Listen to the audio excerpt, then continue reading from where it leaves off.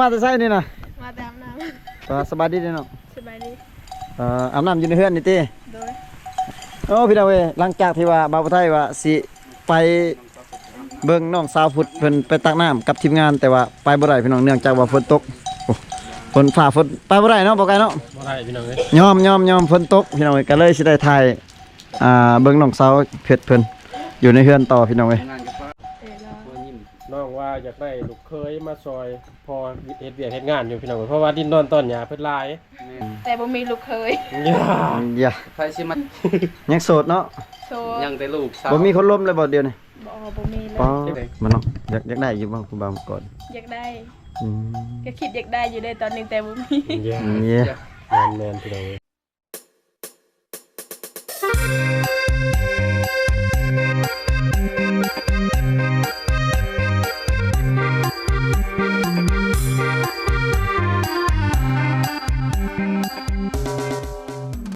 เอ้ย พี่น้องเว้ยสบายดียามแรงๆพี่น้องเว้ย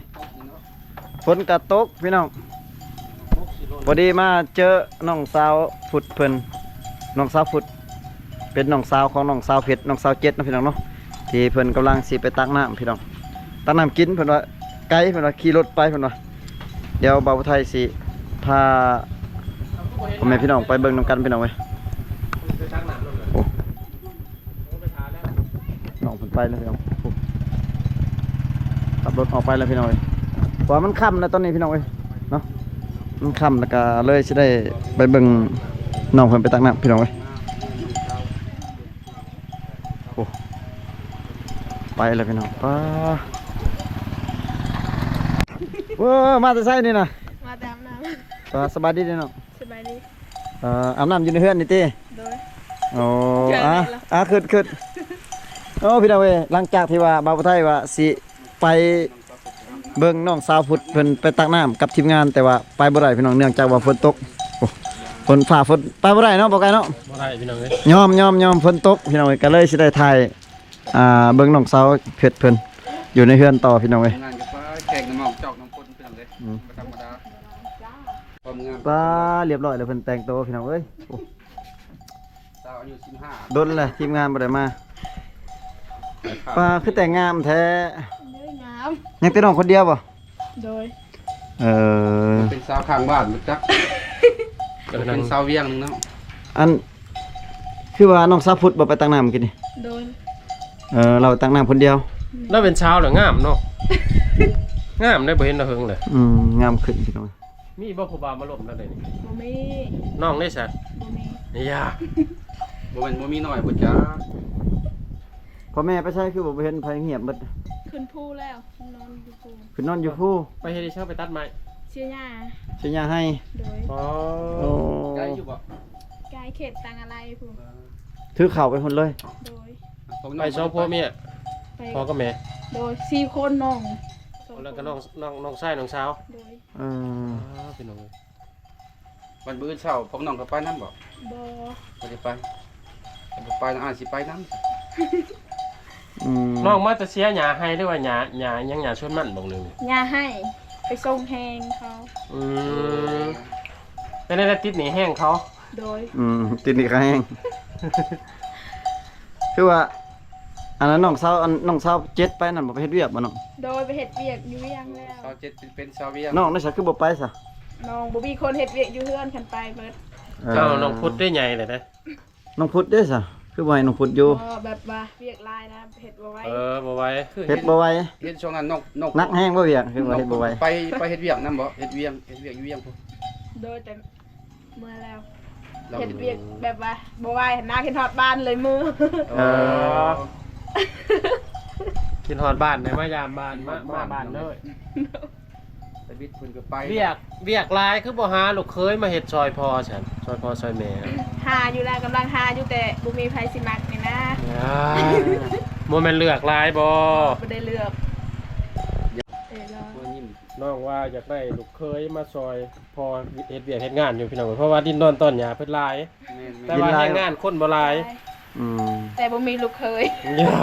อย่า ใครสิมาจีบก็มาจีบช่วงนี้เด้อเพราะว่าพ่อเฒ่าแม่เฒ่าอยู่ปู่มาแล้วพี่น้องเอ้ย ยังโสดเนาะ โซ ยังแต่ลูกสาว บ่มีคนล้มเลยบ่เดียวนี่ บ่มีแล้ว ป้า F2 F4 บ่มีบ่ บ่มีแล้ว หายไปเลยเนาะ โดย เพราะว่าบ่ได้มาอัปเดตบ่ได้มาถ่าย ว่า เนาะ โดนแล้วบ่ได้มา ทีมงานก็โดนเลยนะบ่ได้มาเนาะ ตะกี้คิดว่าน้องได้ผัวแล้วยังพี่น้องเอ้ยเพราะว่ากายมาทันก็เลยมาแวะหาน้องติดต่อหาน้องเลยเพิ่นก็บ่ได้กลับแต่ให้แต่สวน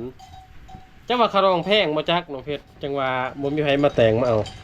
บ่แพงตั้งบ่มีไผสิมักนะ อืม แต่บางขี้ลาย ขี้ร้ายแล้วก็เป็นผู้สาวอีหยังผู้สาวแก่บ่ โดย ผู้สาวแก่แล้วบ่ซ้ำนี่นะ น้องอายุเท่าไหร่แล้วได้แต่บ่สาวหา ยังบ่ฮอดติประมาณ20ปีนี่บ่ 20ปีละ10 กว่าได้20ปีเนาะ อืม ประมาณ22 23 22อยู่ได้เนาะ อืมก็ยังบ่ได้แก่ผู้สาวเขาขึ้นใหม่นะครับ หากันเต็มเช้าเด้ อืม พอดีตึงๆเนาะ แต่ว่าในเขตชนบทเราคือเขาเคยเว้าผ่านมาแล้วพี่น้องเอ้ยเขาเจ้า คือว่าเฒ่าเนาะเขาว่าเนาะ เป็นผู้สาวรุ่นนะเขาสิว่าเพราะว่าส่วนหลายเขาเอากันกันสิประมาณ14 15ปี ปลายปีแม่นแหละ แม่นบ่น้องเพชร แม่น อืมบาดคือแบบนี้รุ่นไหนฉันสิมามักน้องฉันรุ่นใหญ่บ่ รุ่นน้อยไป รุ่น20 30ปีเพิ่นได้เนาะ รุ่นใหญ่มักแต่รุ่นใหญ่บ่ เด็กน้อยวัยรุ่นนี่เขาบ่มักบ่อายุ16 17ปีนี่ บ่เขาบ่มัก โอ้ หรือว่าเขาจังบ่อยากมาลิ้นน้ำบ่ เขาอยากมาเล่นน้ำและขี้ลายเขาหาเป็นคนงาม อืมน้องนี่ขี้ร้ายเนาะ ๆโดยขี้ลาย แม่น แล้ว บ่ จังบ่มีคนนำเขา เนี่ย เนี่ย กันงามก็สิมีเลยเนาะ แม่น พี่น้องเอ้ยเบิ่งเอาเลยว่าแนวใดชื่อเฟซยังคือเก่าบ่ ชื่อเพชรน้องอะไรก็คือคนหาบ่ บ่ เห็น ได้เปลี่ยนนึงที่เปลี่ยน แต่ว่าผู้ไทยบ่จัก คบกันที่ใจ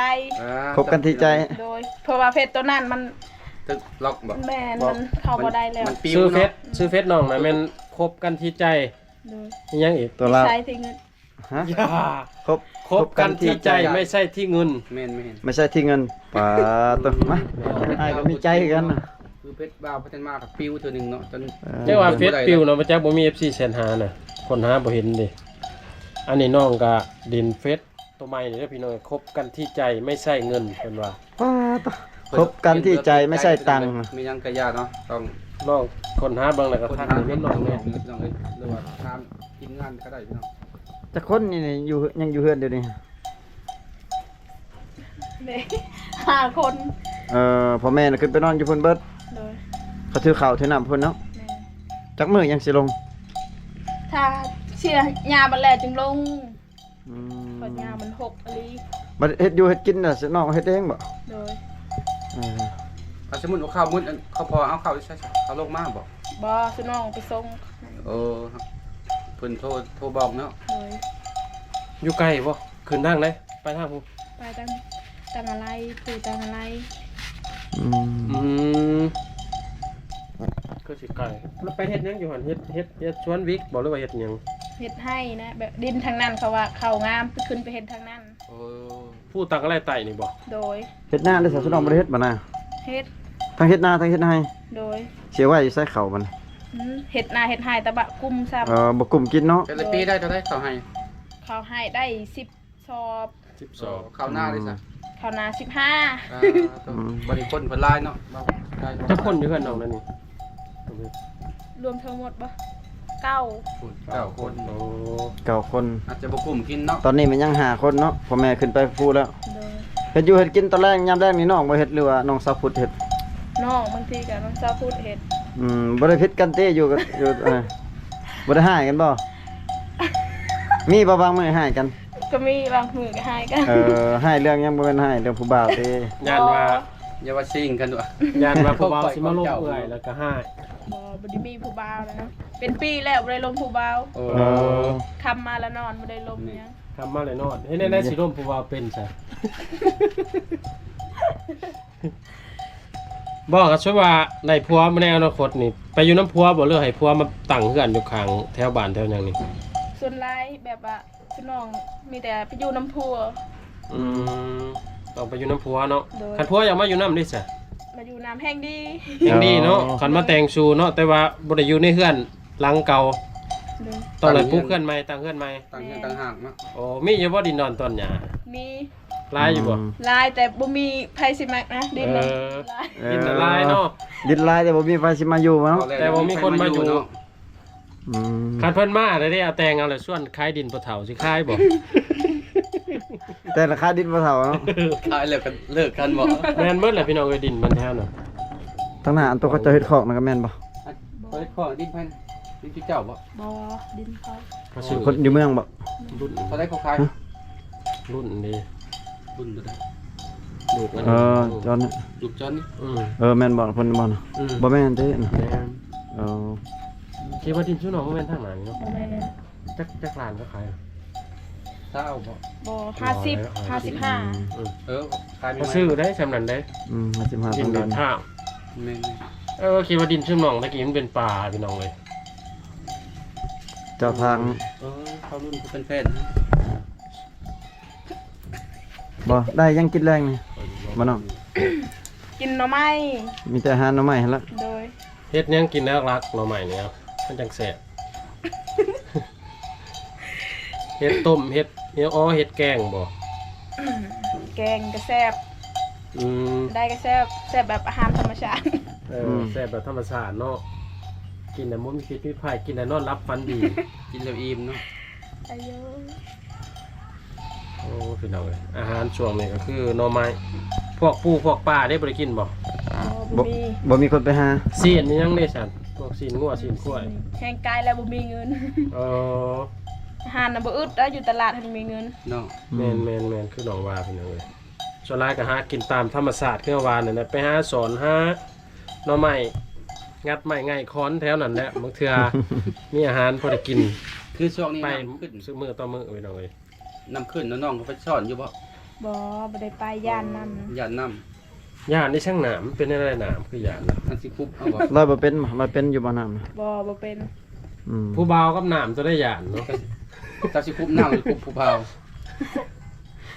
คือที่ย่านหนามบ่ได้หลายกว่าผู้บ่าวเนาะ บ่น้องคือชื่อน้องคือบ่ขึ้นไปนอนนำพ่อแม่ เขาบ่ให้บ่ ยังสิอันนั้นทรงแฮงเขาเจ้ายังบ่แล้วเด้ พ่อแม่บ่ให้ขึ้น ให้ขึ้นแต่ว่ายังบ่แล้วทรงแฮงเขาแล้วก่อนจังขึ้น อันตะกี้อันเขาจับไปช่วยพวกน้องบ่ โดยเพราะว่าเขามาดำหน้า อ๋อ น้องก็ไปทรงแฮงเขา หน้าชื่อน้องดำแล้ว แล้ว จักให้หน้าน้อง อยู่ใช่นั่นน่ะ ทางเฮา โอ้ไปตั้งหนามนะ บ่ตั้งน้ำเนาะ จักให้น้อง 11 เออ จังมือพวกน้องด มือเดียว ำอ๋อนั่นแหละบ่บอกทีมงาน นกกามือหนึง หายไปช่วย ลำมือหนึงแล้ว แล้วว่าอยู่เนาะหลายคนเนาะ คนสมัครขี่กันบ่ได้จ้างในเขาเจ้าบ่ได้จ้างในหยังก็ได้พี่น้องเพราะว่าอาศัยแบ เอา บ แห้งกันเด้ เอาแห้งแบบตะกี้ แม่น เจ้ามาซอยข่อยไปซอยเจ้า แบบมีแต่ไปหน้าไผแหละผู้นั้นซื้ออาหารเนาะ แม่น ๆมีแต่คือข้าวว่าสิซื้อเนาะ เอาหยังเลี้ยงเขาหลายคนนั่นน่ะ แล้วแต่เฮาสิซื้อหยังก็ได้ คือน้องเอาหยังเลี้ยงเขาซะเอา ปลา ปลานิ่น โดย ปานนี้ตลาด แม่ ปลานิ่นตัวเนานั่นบ่ เอามาเฮ็ดหยังปลานิ่นน่ะเอามาเฮ็ดลาบ โดย มันหลายคนพี่น้อง ก็ไปยืม ฝนตกดุอยู่ปัจจุบันน้องนี่ก็ได้ แม่นเช้านี้ก็ตก อ๋อ ตกแห้งเนาะ ตกอยู่นี่เนาะหน้าบ้านนี่เนาะ แสดงว่านอนหนาวเลยเนาะตกมันบ่ฝนตกนี่เนาะ มันจะมีผู้บ่าวมากอดบ่ ข้าวหาไว้เด้อช่วงนี้มันหนาวเด้ มันเนาะอยากได้อยู่บ่ผู้บ่าวมากอด อยากได้ อืม ก็คิดอยากได้อยู่ได้ตอนนี้แต่บ่มี เยี่ยม เนี่ย แม่นพี่น้องเอ้ย เป็นว่าอยากได้แห้งเพิ่นว่าผัวก็อยากได้ พยายามลม FC หลายๆต้องมันจะได้ ลูกเคยก็อยากได้พี่น้องเอ้ยเมื่อได้น้องสาวเจ็ดเพิ่นสิมา บ่ฮู้คือกันเพิ่นว่าสิมาจากเดือนยังเพิ่นสิมากินงะเพิ่นแหละกินมา โอ้ อ๋อ เดือนได้กินงานแต่เนาะ เดือน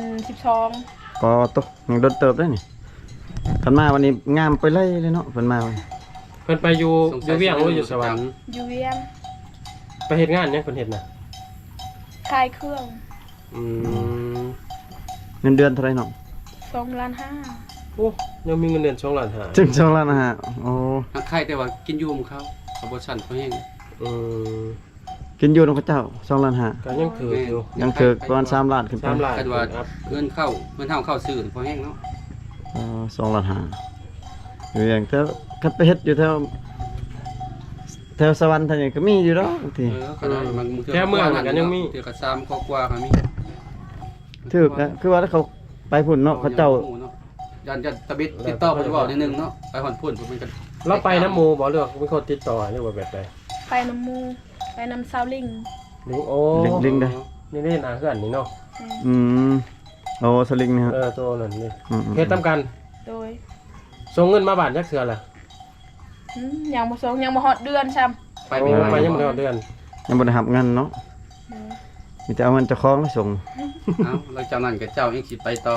เปลี่ยนกันมันหลังจากน้องจะมาก็เจ้าอีกไปต่อ น้องบ่คิดว่าอยากไปเฮ็ดนะครับ บ่น้องบ่อยากไปแบบน้องไปก็คือสิบ่รอดแบบน้องคิดฮอดบ้านนะบ่เคยไป อืม โอ้